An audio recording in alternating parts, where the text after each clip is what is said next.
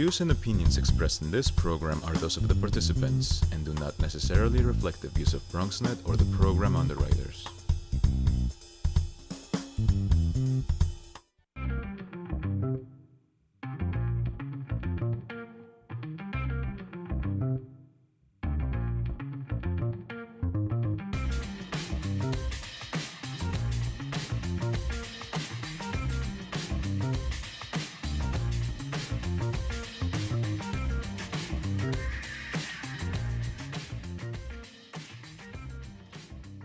For the Bronx Buzz, as you know, every week we get together with journalists and talk about all the things they've been writing about, some of the things they've been experiencing, and the benefit for you is that you get an idea of who they are and also what's in the back of their mind when they write about various topics in the Bronx and otherwise.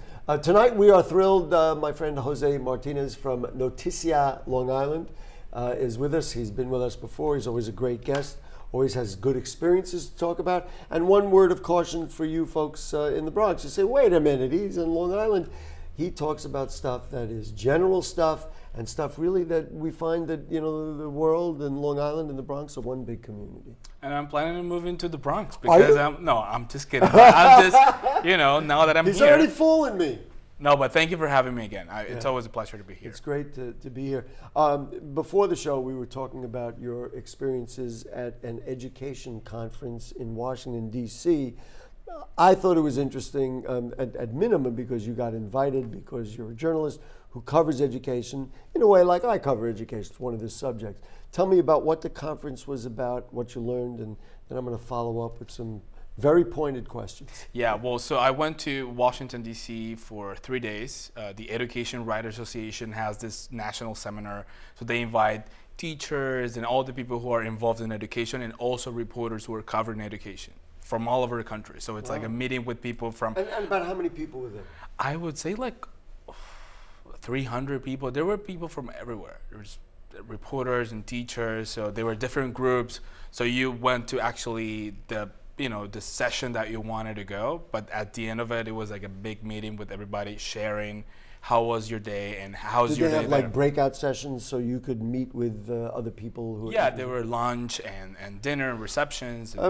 Before I ask you the probing questions, the easy questions, so what did you learn? What was important about it and why was it worthwhile for you to be there? And certainly maybe something that we could learn and apply here in the Bronx. I think more than learning was to understanding what's happening now, even nationally for every reporter, no matter where you're coming from, because the Secretary of Education didn't go to the seminar, which is actually the big thing. That's kind of unbelievable. Betsy DeVos was not there. Well, it's not unbelievable right now because you kind of know how's the treatment for press from the Trump administration, but it was also shocking for everybody there who were she declined the invitation. She didn't even say why or I can't go. She just was like, oh, I'm not going there. Had you attended previous ones? This was the first time, but I've been into the smaller sessions. So people were saying in the past, education commissioners were there.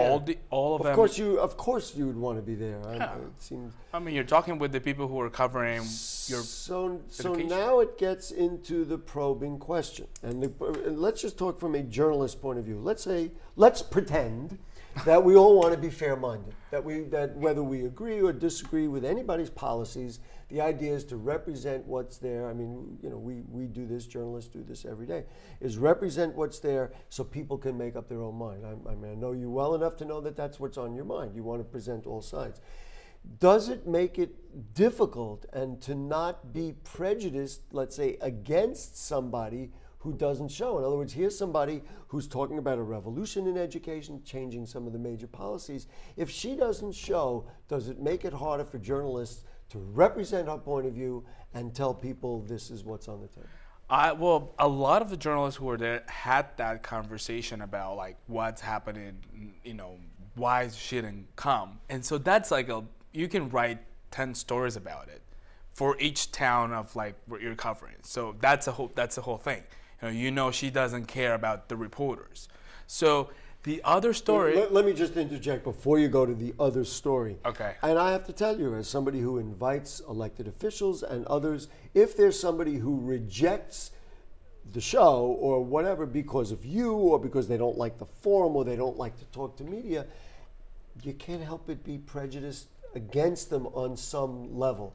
Or if they are asking for some consideration, and I'm just speaking for myself, it's very hard to give them extra consideration.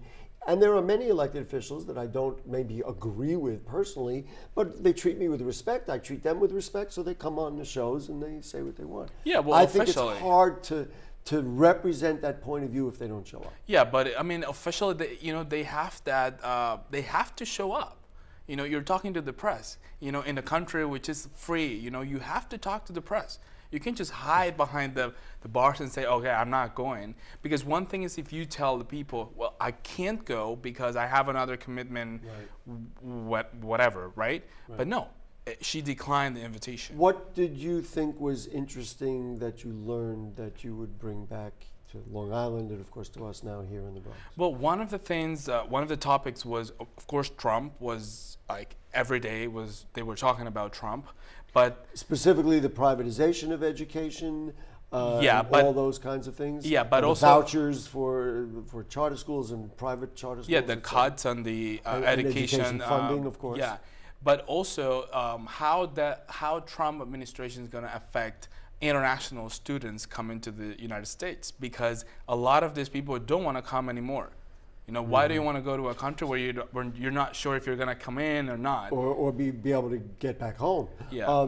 And we have heard this from colleges all over the country, that this is potentially impacting their bottom line. In other words, it used to be, maybe right up until the present, that an American degree was highly prized. People in particular from, let's say, from India or the Middle East would be very well educated, but come here to get their graduate degree because it was something of prestige to have an American diploma or graduate degree. And for the universities, it's a big business. After the crisis in 2008, they started thinking, all right, we need to get more students because people here don't have the money to pay for it. Right. So, and they can charge a full amount of money to if you're not a U.S. citizen. They pay cash in plain language. Yeah.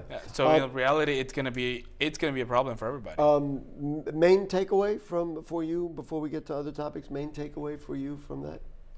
Well, I also before we change the topic, Trump and this whole thing with the education, the kind of my feeling during the convention was also that resist that you can see nationally, people talking about that campaign, but the resist kind of thing.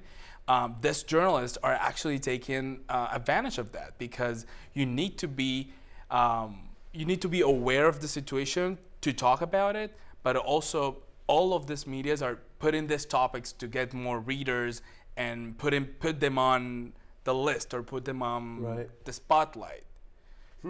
And so your main takeaway from this was? I don't know. There were just a lot. In talking to you, you found it something very worthwhile. You really seemed inspired by it. You learned a lot and all that kind of thing. Yeah, but I'm content to leave it at that. Listen, I don't want to go any further. I am the kind of journalist that I believed in the conversation. I believed in the theory, but I believe more in the way you can interact with other people. Right. So for us during the convention was beyond what they were talking about, was being able to talk to other people who were from other parts, who were covering the same issues. Frankly, it's one of the reasons I happen to like this show, is because we sit around and I talk with colleagues who are in media, and they, like you and others, and we get a chance to share what's really going on. Explain to me what TPS is. You said it was a temporary protected status. You said beneficiaries will go to Washington, D.C. This is an immigration thing. Give me the whole story behind this. Yeah, that's one of the topics that I'm covering now. It's a new thing that they just got some information that came from the White House telling that there's possibility that this program is not going to be renewed. So a lot of these people, and I'm talking about a lot of people who are working legally in the country, who came probably fleeing away from violence or whatever from usually Central America, they're in danger. They need to go to Washington and tell them, like, we need this either you help us to jump from this to a green card and just let us stay normally and get some pathway to citizenship, or just keep renewing this program because they're working, they have a driver license, and some of these businesses are actually having a lot of the employees are using this TPS. And so, in a way, what you're saying, it's a system, people will not like me using this, to end around some of the immigration issues. Yeah. Yeah, I mean, well, I hate to say, so is it only a matter of time before there's some executive order that cuts it? Well, during the campaign, he was I'm talking. I'm sorry to be negative, but I mean, that is the reality. That's the reality, and that's why I think these people are, trying to wake up the people and tell them, hey, there's something happening, so we have to go to Washington and tell them like, we need to stay because the businesses are hiring these people. Right. Do you have a sense of how many people are in this program? I don't have a number because that's like a national program, but I think at least on Long Island, there's probably, we could be talking about hundreds of people. Yeah. This is what has been so, among the many things difficult, and then we're going to take a short break, about this immigration whole policy and program that the Trump administration has been trying to run. They say that it's to get people who are undocumented, who are committing crimes out of the country. That's a hard thing to deny and say, well, you know what, if you're here and you're really not even legal to begin with, or your status is not appropriate, and you commit a crime, then you're a real weight on the system. But the problem is we hear stories of people who are legal immigrants, people with green cards, people who may be undocumented but have productive families and have productive lives and have productive businesses. So eliminating them really cascades into a whole lot of problems for all of us that we all pay for. I guess this is part of that situation, to say, let's give these people real status. They haven't committed crimes. They're immigrants, one form or another.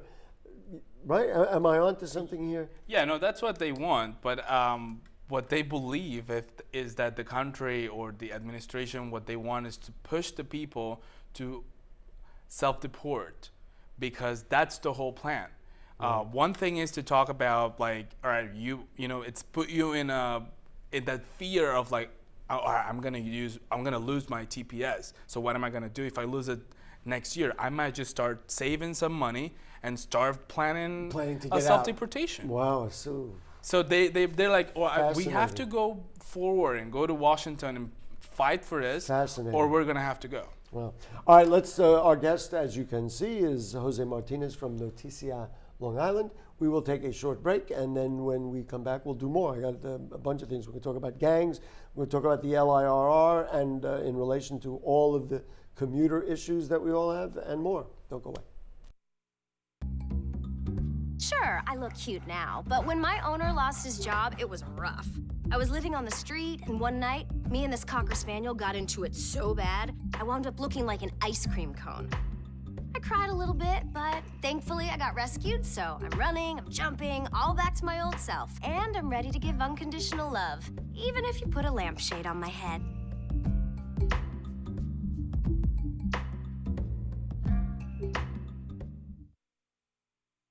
It's not always easy being a dad. Do you have panda asthma too?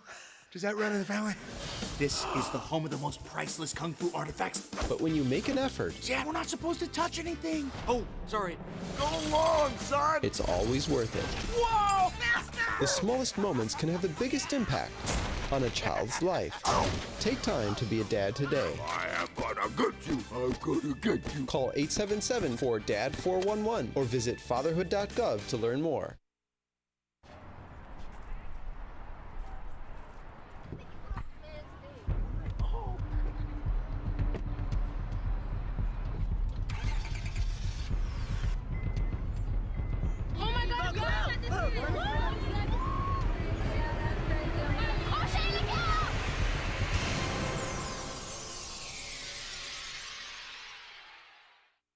Hamilton was adopted from a rescue in 2008. He really likes to be around people. And as soon as I start to make my breakfast, Hamilton is right there. I get out my mat and I'm doing a downward dog and he's underneath. He's quite the pug about town. He gets invited to a lot of parties. He knows he's a pretty big deal. I mean, look at this little face. How could you not love him?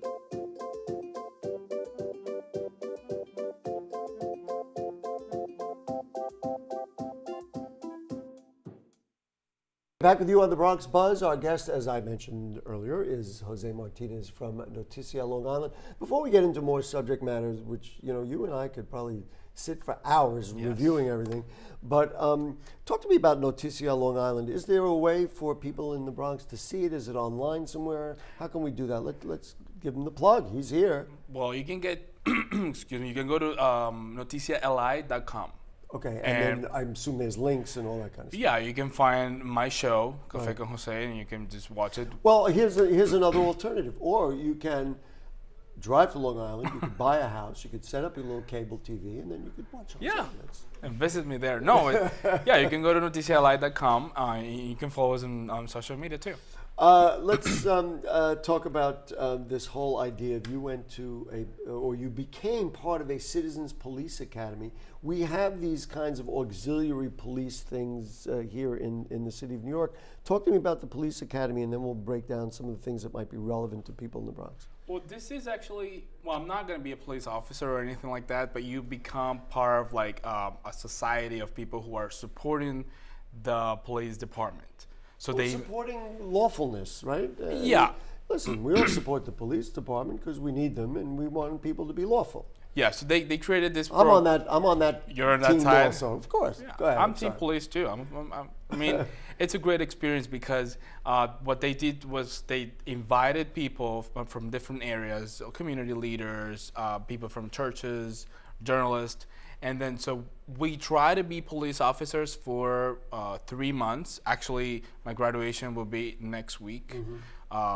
This week, I'm gonna have the ride along with a police officer. So we're gonna be driving along. Have you ever done that? No, it's an amazing experience. I did it a number of years ago in the 4-3 in the Bronx, and it was just an absolutely amazing experience. Of course, we got to something that was potentially dangerous, and they said, "You stay in the car. We're getting out." Were you taking Don't pictures? You move. Were you taking pictures and doing your stuff? Well, no. I'm not that kind of a journalist. I was really just getting ideas and things, but I was not. But it was fascinating, and you get more respect for police officers because, frankly, some of those situations.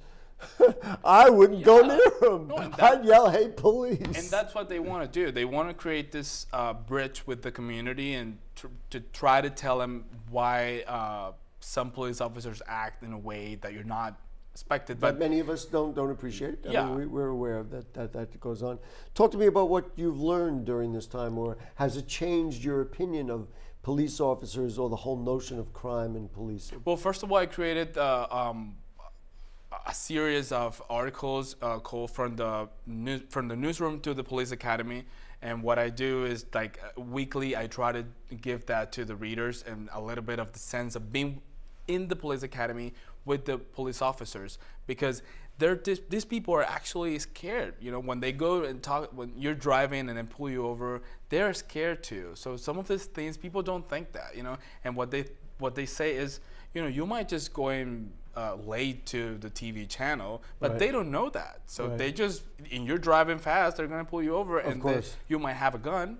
Oh goodness! Right. So that's the thing. I think that's what I've been trying to do is to make that bridge. I try to make that connection with the things that I'm able to talk. Some of the things that are off the record, but what I try to do is bring that to the community and tell them, try to trust these people and try to. Although I have to interject, having sit in this seat on Bronx Talk and in a number of Bronx programs, there are many people who don't trust police officers for good reasons. They've been prejudiced against.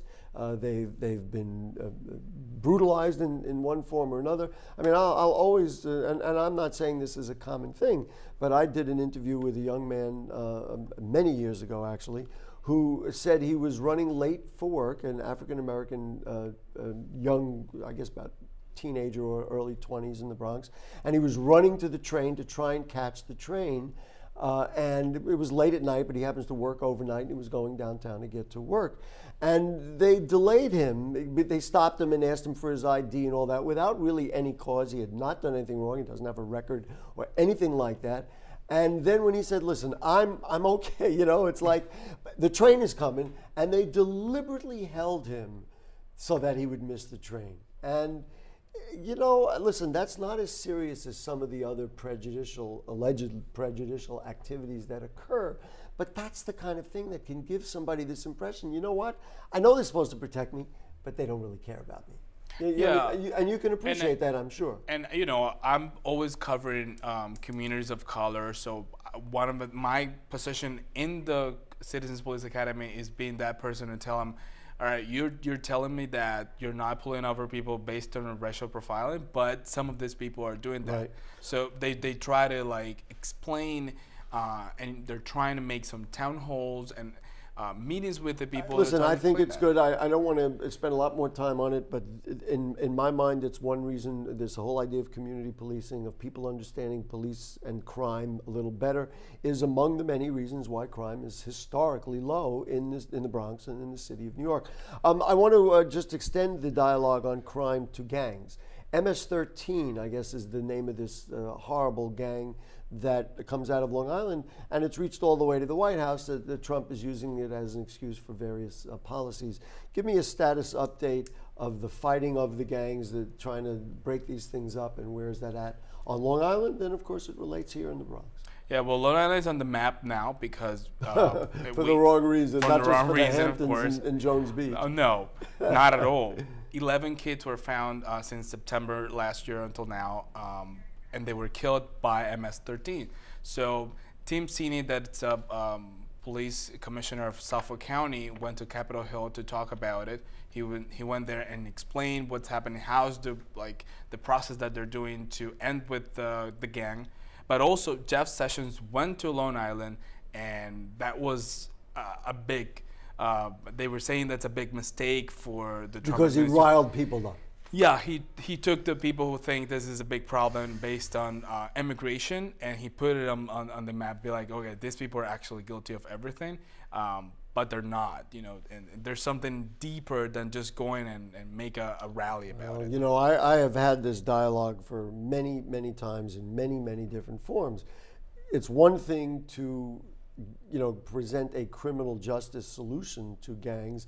It's another thing to take a much larger look and find activities for kids and do all these things that keep them out of trouble, create programs. I mean, this is how we're really going to defeat gangs. We're not going to defeat gangs. I realize we need to do it. We have these big lockups. We've had it in the Bronx a couple of times. They take down 100 people. But I would rather deal with it at the grassroots level, find activities for young people, give them a sense of family so they don't use the gang for their family. I mean, all these things. I'm not making this up. We've been talking about this for years. And that's what the community is doing right now. The Assemblyman, Philip Ramos, he gave them Strong Youth. It's an organization that works with these kids, $300,000 to establish in these communities and tell the parents, if you see that your kid is doing something wrong, if you don't see him all the time, just bring it to the center, and we're going to try to start working with them since they're 12 or 13. Right. Jose Martinez from the TCL Long Island, it is always a pleasure to have you. It's really wonderful that you come here from Long Island all the way over to the Hutch Metro Center and the BronxNet studios at Mercy College. And we just can't thank you enough. You're a great guest. And as I said at the beginning, I'm sure people in the Bronx can understand, even though he works on Long Island, there's so much that he brings to us that gives us also perspective on our lives. So thank you very much. Thank you. We will see you Monday night for Bronx Talk, and then next Thursday night for The Buzz, and good night.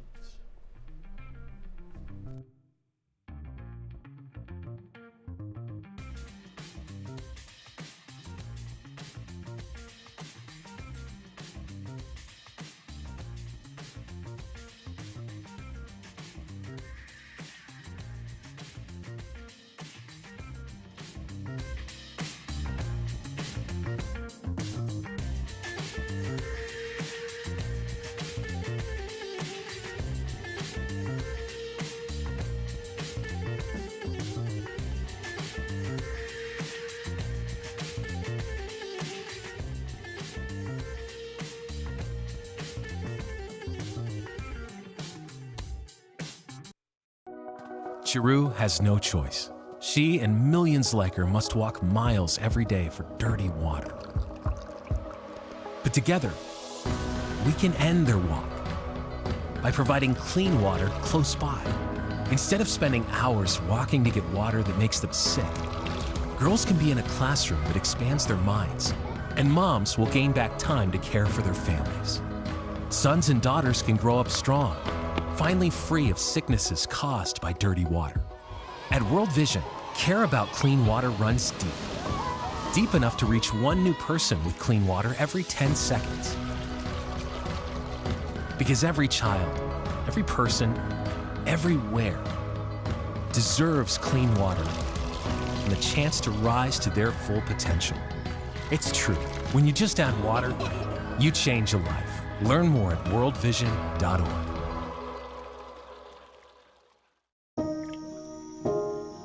This is the story of a boy who didn't talk for a long time. The boy liked things to always be the same. Any changes would scare and upset him. The unknown was an unfriendly place. The boy was very sensitive to lights and sounds. So he built secret hiding places where they couldn't get in. The boy didn't like looking people in the eye. He wasn't trying to be mean, it just made him feel uncomfortable. Sometimes he would flap his arms again and again. One day, I found out I have something called autism. My family got me help. Slowly, I found my voice and learned all the ways I could live with it better. Early intervention can make a lifetime of difference. Learn the signs at autismspeaks.org. We are there, day one, with baby names and a gift that lasts a lifetime. We are there as you grow, protecting you and those you love. We are there when you get your first job, helping you to save for the future. We are there when you marry your sweetheart to help secure your new life together. We are there if the unexpected happens, to help you see life from a new perspective. We are there when you start your next chapter to make sure you get off to a great start. And we are there when you lose your soulmate to help make sure you will be all right. We are with you through life's journey. Social Security, securing today and tomorrow. Get to know us and see what you can do online at socialsecurity.gov. This video produced at U.S. taxpayer expense.